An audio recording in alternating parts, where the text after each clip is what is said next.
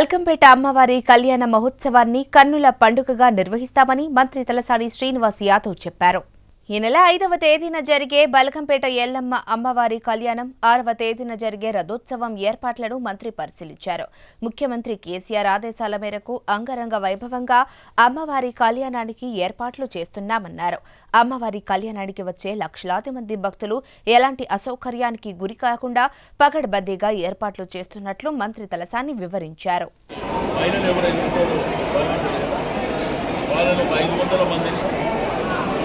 మరి వాళ్ళకి ఏంటంటే ఉంటే కలర్ చీర వాళ్ళకి ఆల్రెడీ మా ఈవో గారు ఇప్పించారు దేవాలయం పక్షాన. వాళ్ళు కూడా వాళ్ళ సర్వీసెస్ ఇక్కడ ఇవ్వడం కాబట్టి నేను అందరికీ ఐఎన్పిఆర్ కావచ్చు, అన్ని డిపార్ట్మెంట్లు కావచ్చు, ప్రతి ఒక్కరికి మీడియా మిత్రులకు, ప్రింట్ మీడియా, ఎలక్ట్రానిక్ మీడియా మిత్రులకు కూడా అభినందనలు తెలియజేస్తున్నా. అద్భుతంగా జరగాలనేది ముఖ్యమంత్రి గారి కోరిక.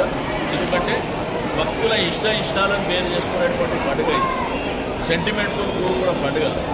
తెలంగాణ వ్యాప్తంగా వచ్చేటువంటి భక్తులే కాకుండా మన దేశం నుంచి కూడా చాలా ప్రాంతాల నుంచి భక్తులు వస్తారు వాళ్ళందరికీ. కానీ దేవాలయం లోపల ఉన్న స్థలం చిన్నదే. అందరూ కూడా దయచేసి దాన్ని కూడా మీరు దృష్టిలో ఉంచుకోవాలని చెప్పి నేను ఈ సందర్భంగా తెలియజేస్తాను.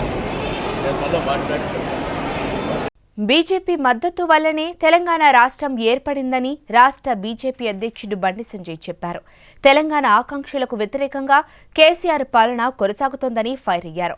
ఎన్నికల హామీలను అమలు చేయడంలో కేసీఆర్ ప్రభుత్వం విఫలమైందన్నారు. ప్రజాస్వామ్య తెలంగాణ కోసం బీజేపీ కృషి చేస్తోందని, తెలంగాణ అభివృద్ధి కోసం ప్రధానమంత్రి నరేంద్ర మోడీ కట్టుబడి ఉన్నారని బండి సంజయ్ స్పష్టం చేశారు. కాలంలో రాష్ట్ర ప్రభుత్వం ఏమీ చేయలేదు. ఇచ్చిన ఏ హామీని కూడా నిలబెట్టుకునే ప్రయత్నం చేయలేదు. కేంద్ర ప్రభుత్వము శ్రీ నరేంద్ర మోడీ గారి నేతృత్వంలోని భారతీయ జనతా పార్టీ ప్రభుత్వం ఈ తెలంగాణ రాష్ట్రానికి అన్ని విధాలా సహకరిస్తున్నది, సహకరించడానికి సిద్ధంగా ఉంది. కానీ దురదృష్టవశాత్తు తెలంగాణ రాష్ట్ర ప్రభుత్వం ఒక కుటుంబం చేతిలో నడుస్తున్నది. తండ్రి ముఖ్యమంత్రి, కొడుకు మంత్రి, బిడ్డ ఎమ్మెల్సీ, కూతురు ఎమ్మెల్సీ, అల్లుడు మంత్రి, వాళ్ళ వియ్యంకుని కొడుకు రాజ్యసభ మెంబర్. ఒక కుటుంబమే ఒక క్యాబినెట్గా మారి ఇవాళ తెలంగాణ రాష్ట్రాన్ని ఏ విధంగా దోచుకుంటుంది, ఏ విధంగా అవినీతికి పాల్పడుతుందో ఇవాళ తెలంగాణ సమాజం పాటు దేశం మొత్తం కూడా చర్చ జరుగుతుంది. దేశం మొత్తం కూడా దీన్ని చూసి ఆశ్చర్యాన్ని వ్యక్తం చేస్తున్నది. కాబట్టి అన్ని రంగాల్లో అవినీతికి పాల్పడుతూ ఒక కుటుంబం రాజ్యం వెళ్తున్న సందర్భంలో ఇవాళ టీఆర్ఎస్ పార్టీ ఏ విధంగా మూర్ఖంగా వివరిస్తుందో తెలంగాణ సమాజం ఆలోచించాల్సిన అవసరం ఉంది. దీని విషయంలో ఇలా చర్చించాలని మా జాతీయ ఉపాధ్యక్షురాలు శ్రీమతి డికే అన్న గారు దీన్ని స్పష్టం చేసి మా జాతీయ కార్యవర్గ సమావేశాలు దీన్ని స్పష్టం చేయడం జరిగింది. పూర్తి నాయకులంతా ఆశ్చర్యం వ్యక్తం చేస్తూ ఉన్నారు. ఇంత అన్యాయం తెలంగాణ రాష్ట్రంలో జరుగుతుంది, ప్రజలు ఇబ్బందులు పడుతున్నారు, ప్రజల పాలన గాలి కొదిలేసి రాష్ట్ర ముఖ్యమంత్రి కుటుంబం ఏ విధంగా జల్సాలు చేస్తుందో ఈరోజు మనం అందరూ ఆలోచించాల్సిన అవసరం ఉంది. కాబట్టి ఏ ఆకాంక్షల కోసం తెలంగాణ రాష్ట్రాన్ని సాధించుకున్నామో దానికి వ్యతిరేకంగా తెలంగాణ రాష్ట్రంలో పాలన కొనసాగుతుంది. కాబట్టి భారతీయ జనతా పార్టీ తెలంగాణ రాష్ట్రంలో అనేక ఉద్యమాలు చేస్తున్నది.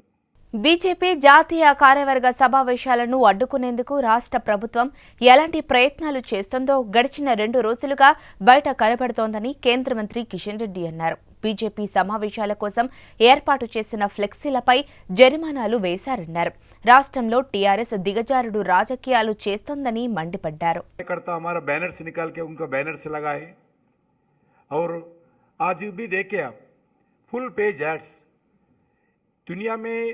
देश में अलग अलग जगह अलग अलग राजनीतिक कार्यक्रम होते हैं, मगर कोई भी ऐसा गिरावट राजनीति देश में नहीं देखे.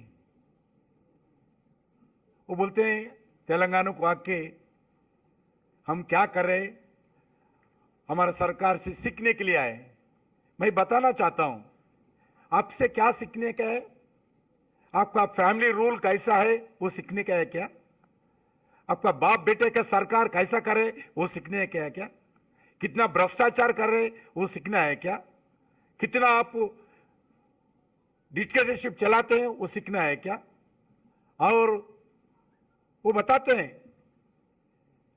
आप देखे होंगे असदुद्दीन ओवैसी जी का स्टेटमेंट, सिर्फ केसीआर ड्राइविंग सीट पे बैठे हैं सरकार का, स्टीयरिंग मेरा हाथ में, एक्सीलेटर मेरा हाथ में, ब्रेक मेरा हाथ में। ये दोनों, एक ओवैसी सरकार, एक कल्वकुंट्ला सरकार, दोनों मिलके तेलंगाना को लूट रहे हैं। ये दो लोगों का राजनीति। अब कोई विपक्ष के नेता कितने भी एमएलए हो, एमपी हो, कभी अपॉइंटमेंट नहीं देते सर, मगर असदुद्दीन ओवैसी मोटरसाइकिल लेके घर के अंदर बेडरूम के पास जा सकते हैं। यह स्थिति है तेलंगाना में। తెలంగాణలో సీఎం కేసీఆర్ 8 ఏళ్ల పాలనపై కేంద్ర మంత్రులు పీయూష్ గోయల్ విమర్శలు గుప్పించారు. కేంద్రం నిధులను తెలంగాణ రాష్ట్ర ప్రభుత్వం దుర్వినియోగం చేస్తోందని పీయూష్ గోయల్ ఆరోపించారు. హెచ్ఐసిసిలో జరిగిన బీజేపీ జాతీయ కార్యవర్గ సమావేశంలో తెలంగాణలోని పరిస్థితులపై చర్చించారు. सब लोगों के 3 विषय प्रमुख थे: नीलू, निधुलू, नियामकुलू। पानी, पर्याप्त मात्रा में निवेश और जो रोजगार के साधन, खासतौर पे सरकारी रोजगार के कई सारे यहाँ पे वैकेंसीज की समस्या थी, इस सब को पूरा करने के आश्वासन से ये सरकार को जनता ने अपना वोट दिया। मैं समझता हूं जो सरकार इन वादों को लेके यहाँ पे चुनी गई थी, उस सरकार से आज पूरी तरीके से लोग दुखी हो गए। 8 वर्षों में केंद्र सरकार से भी बड़े पैमाने पे योजनाएं आई, पैसे आए, उसका दुरुपयोग हुआ। हर योजना में बड़े बड़े भ्रष्टाचार के कांड देखने को मिलते हैं। लोगों की भर्ती नहीं करी गई। जो शोषित वंचित परिवार हैं, उनको जो केंद्र से भी सहायता मिलती है, उसको लोगों तक पहुंचाने में सरकार ने बहुत दिलचस्पी नहीं दिखाई। बहुत ज्यादा अशांति है। जो इरिगेशन के प्रोजेक्ट्स हैं, जिसमें खासतौर पे कालेश्वरम प्रोजेक्ट था, उसमें 40,000 से बढ़ के 1,30,000 करोड़ प्रोजेक्ट कॉस्ट कर दिया गया। मैं समझता हूं ये अपने आप में एक यूनिक उदाहरण है इस देश में कि कोई प्रोजेक्ट 40,000 करोड़ से बढ़ के 1.25 लाख करोड़ से बढ़ जाए और उसके बावजूद वो काम भी नहीं पूरा हुआ। और उसके साथ साथ जो बाकी प्रोजेक्ट्स थे, चाहे पलामू रंगारेड्डी प्रोजेक्ट था जिससे 18 लाख एकड़ का सिंचाई की योजना थी, या नितंपाडु निंदी का प्रोजेक्ट था, इन सब की भी अवमानना करी गई है। హెచ్ఐసిసి నుంచి బీజేపీ నేతలు ప్రైవేటు బస్సులో పరేడ్ గ్రౌండ్కు వెళ్లారు. ఒక్కొక్కరు కారులో వెళ్తే భద్రతా సమస్యలు ఏర్పడే అవకాశం ఉండడంతో బస్సులో బహిరంగ సభకు వెళ్లారు. బీజేపీ జాతీయ కార్యవర్గ సమావేశాలకు వచ్చిన నేతలు ఒక్కొక్కరిగా కారులో వెళ్లడం భద్రతా సమస్యలకు ఇబ్బంది అవ్వడంతో అందరినీ కలిపి 6 బస్సుల్లో భారీ భద్రత నడుమ హెచ్ఐసిసి నుంచి సికింద్రాబాద్ పరేడ్ గ్రౌండ్కు తరలించారు. బీజేపీ అగ్రనేతలు అమిత్ షా, రాజ్నాథ్ సింగ్, జేపీ నడ్డా, యోగి ఆదిత్యనాథ్, ఇతర రాష్ట్రాల ముఖ్యమంత్రులు మాత్రం ప్రత్యేక కాన్వాయ్లో పరేడ్ గ్రౌండ్కు వెళ్లారు. హైదరాబాద్లో ప్రతిష్టాత్మకంగా నిర్వహిస్తున్న బీజేపీ మహాసభ ఎఫెక్ట్ మెట్రో సర్వీసులపై పడింది. దీంతో పలు స్టేషన్లలో మెట్రో సేవలను బ్రేక్ పడినట్లుగా మెట్రో రైల్ ఎండీ పేర్కొన్నారు. హైదరాబాద్లోని 3 స్టేషన్లలో సాయంత్రం 5:30 నుంచి రాత్రి 8 గంటల వరకు మెట్రో సేవలకు బ్రేక్ పడినట్లు మెట్రో రైల్వే ఎండీ తెలిపారు. పరేడ్ గ్రౌండ్, ప్యారడైజ్, జేబీఎస్ స్టేషన్లలో మెట్రోలో సర్వీసులు ఆగవని, అదేవిధంగా సిబిఎస్ నుంచి జేబీఎస్ కారిడార్లో నడిచే మెట్రో రైలు సికింద్రాబాద్ వెస్ట్ వరకు మాత్రమే నడుస్తాయని మెట్రో రైల్ ఎండీ తెలిపారు. బీసీ హక్కులను సాధించేందుకు ఏర్పడిందే బీసీ పొలిటికల్ ఫ్రంట్ అని బీసీ నాయకులు చెప్పారు. జవహర్ నగర్లో బీసీ సభ్యత్వ నమోదు కార్యక్రమాన్ని బీసీ పొలిటికల్ ఫ్రంట్ రాష్ట్ర వర్కింగ్ ప్రెసిడెంట్ పద్మాచారి ప్రారంభించారు. బీసీ సభ్యత్వ నమోదు కార్యక్రమం ఏ పార్టీకి సంబంధించింది కాదని చెబుతున్న బీసీ పొలిటికల్ ఫ్రంట్ నాయకులతో మా సిటీ విజన్ ప్రతినిధి వెంకటేష్ ఫేస్ టు ఫేస్. బీసీలకు రాజ్యాధికారమే ఒక ప్రధాన ధ్యేయంగా బీసీ పొలిటికల్ ఫ్రంట్ ఏర్పడడం జరిగింది. ఈ బీసీ పొలిటికల్ ఫ్రంట్ అనేది ప్రొఫెసర్ కాకతీయ యూనివర్సిటీ ప్రొఫెసర్ మన మురళీ మురళీ మనోహర్ ఆధ్వర్యంలో ఒక సామాజిక ఉద్యమకారుడు, అట్లాగే బీసీలకు సర్వత్రా సేవ చేస్తున్నటువంటి ఒక రిటైర్డ్ ప్రొఫెసర్ ఆధ్వర్యంలో ఇది ఏర్పాటు చేయడం జరిగింది. ఇందులో భాగంగా రాష్ట్రంలోనే మొట్టమొదటిసారిగా ఈ బీసీల యొక్క ఐక్యతను, రాజకీయ లక్ష్యాన్ని సాధించడం కోసం ఒక స్పెషల్ డ్రైవ్ నిర్వహిస్తున్నారు, సభ్యత్వ డ్రైవ్ చెప్పేసి. ఈ సభ్యత్వ డ్రైవ్ను మేడ్చల్ జిల్లా జవహర్ నగర్ మున్సిపల్ కార్యాలయం ఎదురుగా నిర్వహిస్తున్నారు. ఈ యొక్క సభ్యత్వ నమోదు కార్యక్రమాన్ని ఢిల్లీ యూనివర్సిటీ ప్రొఫెసర్ ఇనుకొండ తిరుమలి గారి ఆధ్వర్యంలో ఈ కార్యక్రమం ఏర్పాటు చేయడం జరిగింది. ఈ కార్యక్రమానికి ముఖ్య అతిథిగా ఆయన హాజరై ఈ సభ్యత్వ నమోదు కార్యక్రమాన్ని ఏర్పాటు చేశారు. దీనిలో భాగంగా ఈ నిర్వాహకులు ఇక్కడ నిర్వహించారు. వారితో మనం మాట్లాడదాం. చెప్పండి సార్, ఏంటి లక్ష్యం ఏంటి? లక్ష్యం ఒక సాంస్కృతికమైనటువంటి మార్పు ఈ దేశంలో తీసుకురావాలి, సామాజిక మార్పు ఈ దేశంలో తీసుకురావాలి. కుల వృత్తులు చేసుకొని నీచమైనటువంటి బ్రతుకుతున్నటువంటి బీసీ వర్గాలు, ముఖ్యంగా బీసీల వరకే ఇక్కడ మాట్లాడతాం. బీసీ వర్గాలు కూడా మేము పౌరులం, ఈ దేశంలో సమానమైన పౌరత్వం కలిగినటువంటి వాళ్ళం, సమానమైన ఓటు హక్కును కలిగిన వాళ్ళం. మేము పైకి వస్తాం, ఈ దేశాన్ని పైకి తీసుకొస్తాం. ఈ దేశాన్ని ఒక జాతిగా, ప్రజలదిగా నిర్మించడంలో మేము భాగస్వామ్యం అవ్వడం కోసమే ఈ ఉద్యమాన్ని చేస్తున్నాం. ఒక్క రిజర్వేషన్ ఒక్కటే కాదు ఇక్కడ ఎయిమ్. సాంస్కృతికంగా ఎదగాల, రిజర్వేషన్ లేకపోయినా సరే రాజకీయాలు ఎదగాల, రాజకీయ వ్యవస్థని నిర్మించాలా. రాజ్యాంగ నిర్మాణం ఇంతవరకు పూర్తిగా జరగలేదు. ఆ నిర్మాణం చేసేటువంటి కార్యక్రమాన్ని మేము మా భుజస్కంధాల మీద వేసుకొస్తున్నాం. మా కింద వాళ్ళు ఎవరైతే ఉన్నారో వాళ్ళందరినీ ఎడ్యుకేట్ చేస్తాం, వాళ్ళని తయారు చేస్తాం. మేము ముందు సామాజిక శక్తి అయినాక రాజకీయ శక్తి అయ్యేటువంటి ఏర్పాట్లు మేము చేసుకోవాలనే ఉద్దేశంతో మొదలుపెట్టాం.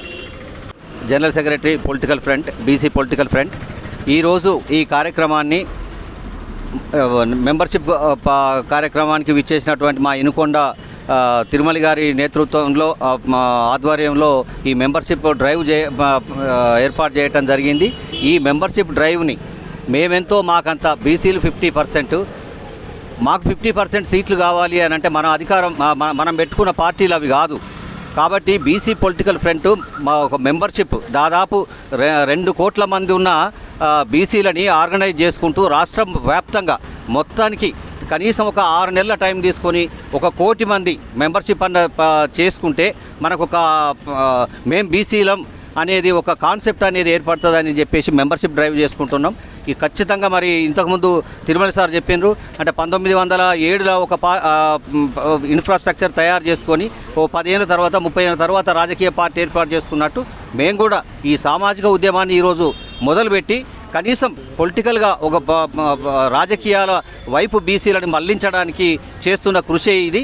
ఇవాళ కాకపోతే ఇంకా 10 ఏళ్ళకైనా కూడా బీసీ రాజ్యం స్థాపించడానికి మేము ఎల్లవేళలా కృషి చేసుకుంటూ జనరల్ సెక్రటరీగా, బీసీ పొలిటికల్ ఫ్రంట్ జనరల్ సెక్రటరీగా స్టేట్ మొత్తం కూడా ఈ డ్రైవ్ చేస్తామని మీ అందరికీ మీ ద్వారా తెలియజేస్తున్నా. నమస్తే. సామాజిక తెలంగాణ సాధన ఉద్యమంలో భాగంగా ఈ బీసీ పొలిటికల్ ఫ్రంట్ని ఏర్పాటు చేయడం జరిగింది. మేము సగం, మా ఓట్లు సగం, అందుకే మాకు సీట్లు సగం కావాలి, అసెంబ్లీలో సీట్లు సగం కావాలి, పార్లమెంట్లో సీట్లు సగం కావాలి అనేటువంటి కాన్సెప్ట్తో ఈ ఉద్యమాన్ని ఏమీ తెలియని, రోజు వాళ్ళ వృత్తుల్లో తలములకనై ఏమీ తెలియకుండా అసలు రాజ్యాధికారానికి మనం అర్హులం కాము అనే భ్రమలో ఉన్నటువంటి బీసీలందరికీ ఎడ్యుకేట్ చేయడానికి ఒక మహత్తరమైనటువంటి కార్యక్రమాన్ని బీసీ పొలిటికల్ ఫ్రంట్ భుజస్కంధాలపై పెట్టుకున్నది. ఈరోజు నిజానికి చెప్పాలంటే ఈరోజు మన తెలంగాణలో 200 కులాలు ఉన్నాయి. కులాలే అంటాను నేను, సామాజిక వర్గం అని కూడా అనండి, ఎవరికి అర్థం కాకుండా ఉన్నది ఆ వర్డు. అటువంటి వర్డులే అగ్రవర్ణాలు ఆడుతున్నారు. మనం కులాలే అందాం. 200 కులాల పైగా మన తెలంగాణలో ఉంటే 2 కులాలు ఈరోజు వెళ్తున్నాయి, 2 కులాలు వెళ్తున్నాయి. మిగతా 198 కులాల పరిస్థితి ఏంటి? వాళ్ళు ఎంతసేపు మనది ఆదరపోయేది వాళ్ళదే. రెడ్డి అంటేనే ఏలేటోడు, రావు అంటేనే పాలించేటోడు అనేటువంటి భ్రమలో ఉన్న వాళ్ళని ఎడ్యుకేట్ చేసి మన అధికారం, మన ఓటు వాళ్ళ ఓటు ఒకటేరబై మనం కూడా రాజ్యాధికారం అర్హులమే, మనమందరము స్పందిద్దాం, మన ఓటు మనం వేసుకుంటే చాలు, మనకు డబ్బులు అవసరం లేదనేటువంటి ఒక రూట్ మ్యాప్ను వాళ్ళకి ఇవ్వదలుచుకున్నాం మేము. ఈ యొక్క బీసీ పొలిటికల్ ఫ్రంట్ యొక్క ఏదైతే మెంబర్షిప్ డ్రైవ్ ఉందో ప్రతిరోజు ఒక్కొక్క చోట ఒక్కొక్క క్యాంప్ ఉంటుంది. దాంట్లో బీసీలు అందరూ కూడా ఎనీ బీసీ దాంట్లో చేరిన తర్వాత జరిగేటువంటి ప్రోగ్రామ్స్కి వాళ్ళని పిలుస్తూ ఉంటాం. ఈ విధంగా స్ప్రెడ్ చేస్తూ మొత్తం మీద అయితే బీసీల వాటా ఏదైతే ఉందో రాజ్యాధికార వాటా అది సాధించేదాకా మేము నిష్క్రమించామని చెప్పేసి తెలియజేసుకుంటాం. అంటే కలిస్తే గెలుస్తాం, కలిస్తే నిలుస్తాం, నిలిస్తే గెలుస్తాం అనే ఒక ప్రధానమైనటువంటి కర్తవ్యంతో ఇవాళ బీసీల యొక్క రాజ్యాధికారమే ప్రధాన ధ్యేయంగా ఇవాళ ఈ సభ్యత్వ నమోదు కార్యక్రమం మేడ్చల్ జిల్లా జవహర్ నుంచే మొదటి రోజు ఇవాళ స్టార్ట్ అయింది. ఇందులో భాగంగా రాష్ట్ర వ్యాప్తంగా కూడా ఈ సభ్యత్వ నమోదు డ్రైవ్ కొనసాగుతుందని వారు తెలియజేస్తున్నారు. City vision Venkatesh. ఓయూలో స్వల్ప ఉద్రిక్తత చోటు చేసుకుంది. ప్రధాని మోడీకి వ్యతిరేకంగా విద్యార్థులు నిరసన వ్యక్తం చేశారు. దీంతో బీజేపీ బహిరంగ సభ దృష్ట్యా ఎలాంటి అవాంఛనీయ ఘటనలు జరగకుండా పోలీసులు బందోబస్తు నిర్వహిస్తున్న నేపథ్యంలో ఓయూలో ఉద్రిక్తత నెలకొనడం భద్రతకు ముప్పు వాటిల్లుతుందని పోలీసులు భావిస్తున్నారు. దీంతో నిరసన వ్యక్తం చేస్తున్న విద్యార్థులను అరెస్టు చేశారు. అగ్నిపథ పథకాన్ని రద్దు చేయాలని టీఆర్ఎస్వి ఆధ్వర్యంలో నిరసన చేస్తూ అర్ధనగ్న ప్రదర్శన చేశారు. నిరసన వ్యక్తం చేస్తున్న విద్యార్థులను పోలీసులు అరెస్టు చేసి ఓయూపీఎస్కి తరలించారు. మోడీ సభ వద్ద నిరసన వ్యక్తం చేస్తామని పోలీసులకు విద్యార్థులు హెచ్చరించారు. దీంతో పోలీసులు అప్రమత్తమయ్యారు. అగ్నిపథం ప్రవేశపెట్టడం వల్ల చాలా మంది నిరుద్యోగులు రోడ్ల మీద పడే పరిస్థితి ఇవాళ ఏర్పడ్డది. దేశానికి సైన్యంలో జాయిన్ అయి సేవ చేయాలనుకున్న విద్యార్థులకు యువకులకు అందరికీ ఇవాళ నిరాశ మిగిల్చిన ఇవాళ నరేంద్ర మోడీ గారు దాన్ని నిరసిస్తూ సికింద్రాబాద్ రైల్వే స్టేషన్లో అదేవిధంగా దేశవ్యాప్తంగా వివిధ రాష్ట్రాల్లో కూడా అందరూ ఆందోళన చేపట్టి అగ్నిపథం రద్దు చేయాలని చెప్పి ఆందోళన చేపడితే నరేంద్ర మోడీ ప్రభుత్వం ఆర్మీ అభ్యర్థులపైన కాల్పులు జరిపితే తెలంగాణ బిడ్డ అయిన డి రాకేష్ నర్సంపేటకు సంబంధించిన వరంగల్ జిల్లా ముద్దుబిడ్డ నర్సంపేటకు సంబంధించిన ఒక అభ్యర్థిని విచక్షణ రహితంగా కాల్చడం జరిగింది. కనుకరించిన సీఎం గారు కేసీఆర్ గారు బాధతోని ఆ కుటుంబ సభ్యులకు 20 లక్షల రూపాయలు ఇచ్చి వాళ్ళ ఇంటి ఒక ఉద్యోగాన్ని కల్పించాలని కనుక ఇవాళ టీఆర్ఎస్ పార్టీ ఉద్యోగాలు కల్పించాల్సిన వాళ్ళ కేంద్ర ప్రభుత్వం ఆర్మీలో భర్తీ చేయాలి, దేశ రక్షణకు పాటుపడాలని చెప్పి గత ఎన్నికల్లో నరేంద్ర మోడీ గారికి దేశవ్యాప్తంగా యువకులందరూ ఓట్లేస్తే ఈ ఎన్నికల్లో ఆ నిరుద్యోగుల యువకులందరికీ ఇవాళ చెంప చెల్లుమనే విధంగా అదేవిధంగా వాళ్ళకు అవకాశాలు కల్పించకుండా ఇవాళ సైన్య రిక్రూట్మెంట్ రద్దు చేయడానికి తీవ్రంగా ఇవాళ నిరసిస్తూ ఉన్నాం. ఇవాళ బీజేపీ ప్రభుత్వాన్ని నరేంద్ర మోడీ గారిని ఇవాళ ఒక్కడే ఇలా మేము హెచ్చరిస్తూ ఉన్నాం. నిజంగా ఈ దేశంలోని యువకుల పట్ల నీకు ప్రేమ ఉంటే గతంలో నువ్వు ఏ విధంగానైతే రైతు చట్టాలను బలవంతంగా ప్రవేశపెట్టి దేశవ్యాప్తంగా రైతులు ఆందోళన చేపడితే నల్ల చట్టాలు ఎట్లయితే వెనుక తీసుకున్నావో ఇవాళ అగ్నిపథ పథకాన్ని కూడా ఇవాళ వెనుక తీసుకొని ఇవాళ అగ్నిపథ ఆందోళన నిరసనకాలపై పెట్టిన కేసులను వెంటనే బేషరతుగా ఉపసంహరించుకొని జైల్లో ఉన్న వాళ్ళందరినీ బేషరతుగా విడుదల చేయాలని చెప్పి ఇవాళ టీఆర్ఎస్ పక్షాన ఇవాళ మేము డిమాండ్ చేస్తూ ఉన్నాం. కేపీహెచ్పీ కాలనీ పోలీస్ స్టేషన్ పరిధిలోని జీఆర్టీ జ్యువెలరీ షోరూంలో బలరాం అనే వ్యక్తి ఆత్మహత్యకు పాల్పడ్డాడు. సేల్స్ మ్యాన్ గా పనిచేస్తున్న బలరాం శనివారం ఆత్మహత్యకు పాల్పడ్డాడు. జీఆర్టీ షోరూంలో బలరాం 4 ఏళ్లుగా పనిచేస్తున్నట్లు సహ ఉద్యోగులు పోలీసులకు చెప్పారు. ఒరిస్సాకు చెందిన బలరాం ఎల్లమ్మ బండలో ఉంటూ జీఆర్టీలో ఉద్యోగం చేస్తున్నట్లు పోలీసులు గుర్తించారు. ఘటనపై పోలీసులు కేసు నమోదు చేసుకుని దర్యాప్తు చేపట్టారు. టీఆర్ఎస్ ప్రభుత్వ వ్యతిరేక విధానాలను వ్యతిరేకించారు బీజేపీ నేతలు. పురాణాపూల్ చౌరస్తా వద్ద నిరసన వ్యక్తం చేశారు. బీజేపీ సీనియర్ నేతలు ఉమా మహేంద్ర ఆధ్వర్యంలో జరిగిన ఈ నిరసన కార్యక్రమంలో కె సురేందర్, కె నరేందర్, కునాల్ రావు, బల్వీర్ సింగ్, ప్రవీణ్ బాగ్ధి, కె ప్రకాష్, వికాస్ పాల్గొని ధర్నా నిర్వహించారు. సీఎం కేసీఆర్ పై బీజేపీ నేతలు ఫైర్ అయ్యారు. తెలంగాణ రాష్ట్ర ప్రజలు తలదించుకునే తీరుగా వ్యవహరిస్తున్నాడని ఉమా మహేందర్ అన్నారు. రాష్ట్రానికి వచ్చిన దేశాధినేత ప్రధాని మోడీని ఆహ్వానించకపోవడం దురదృష్టకరమని అన్నారు. ఈ సందర్భంగా టీఆర్ఎస్ ప్రభుత్వానికి వ్యతిరేక విధానాలను వ్యతిరేకిస్తూ సీఎం కేసీఆర్ దిష్టిబొమ్మను బీజేపీ నేతలు దగ్ధం చేశారు. నరేంద్ర మోదీ గారు హైదరాబాద్ విచ్చేసిన సందర్భంగా రాష్ట్ర ముఖ్యమంత్రి తాగుబోతు చంద్రశేఖర్ రావు ఏదైతే ఆయన మర్యాదపూర్వకంగా కలవకుండా మరియు స్వతంత్ర భారతదేశంలో ఏ రోజు కూడా రాష్ట్రపతి ఒక ఎన్నికలకు ప్రజల మధ్య పోయి ప్రచారం చేసిన సందర్భం లేని సందర్భంగా మరియు ఈరోజు ప్రపంచాన్ని దిశానిర్దేశం చేస్తున్న మన గౌరవనీయులు ప్రధానమంత్రి శ్రీ నరేంద్ర మోదీ గారు హైదరాబాద్ విచ్చేస్తే రాష్ట్ర ముఖ్యమంత్రి ఆయన పట్ల వ్యవహరిస్తున్న తీరును తెలంగాణ ప్రజలు తీవ్రంగా ఖండిస్తున్నారు. అదే కేసీఆర్ను హెచ్చరిస్తున్నాము. బిడ్డా కేసీఆర్, నువ్వు ఒక్కవేళ ఇదే నీ తీరు ఉంటే నీ వ్యవహరించాలి. ఇదే విధంగా కొనసాగితే నీకు తెలంగాణ దేశం కాదు గనక ఈ తెలంగాణలోని గల్లీలో కూడా అడుగు పెట్టనీయమని హెచ్చరిస్తున్నాము. ప్రతి భారతీయ జనతా పార్టీ కార్యకర్తలు ఈరోజు సమాయత్తం కావాల్సిన అవసరం ఉంది. దీనికి సరైన విధంగా కేసీఆర్ కు గుణపాఠం నేర్పించాల్సిన అవసరం ఉంది. హైదరాబాద్లోని పలు ప్రాంతాల్లో వర్షం కురిసింది. ఓవైపు ట్రాఫిక్ పోలీసుల ఆంక్షలు, మరోవైపు వర్షం నేపథ్యంలో వాహనదారులు తీవ్ర ఇబ్బందులకు గురయ్యారు. హైదరాబాద్లోని పలు ప్రాంతాల్లో ఈదురుగాలులతో కూడిన మోస్తరు వర్షం కురిసింది. దీంతో వాహనదారులు, పాదచారులు తీవ్ర ఇబ్బందులకు గురయ్యారు. బీజేపీ సభ ఉండడంతో పోలీసులు ట్రాఫిక్ మళ్లింపు చేపట్టారు. ట్రాఫిక్ మళ్లింపు వర్షం పట్టడంతో ఇబ్బందులు పడ్డారు.